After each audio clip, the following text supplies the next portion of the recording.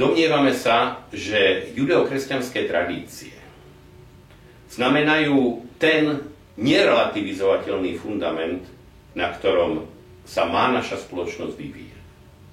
Neznamená to povinnú návštevu chrámu Božieho. Znamená to oveľa skôr dodržiavanie prikázaní, ktoré si nepochybne musí želať i ten najväčší ateista. A ak mám uviesť ako príklad, neželá si každý slušný človek, aby si jeho milujúceho rodiča ctili jeho deti. Neželá si každý človek v partnerskom zväzku, aby ho partner nepodvádzal.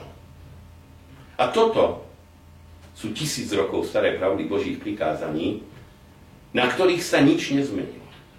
I tí najväčší morálni relativisti si nemôžu želať iné.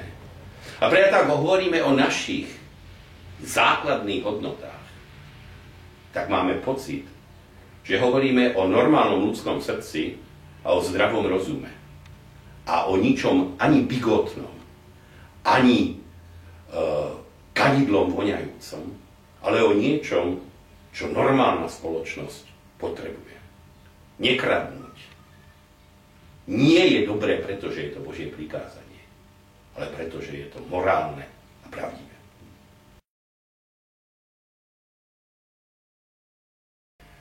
Voľte kandidátku číslo 9. Kandidátku koalície Konzervatívnych demokratov Slovenska a Občianskej konzervatívnej strany.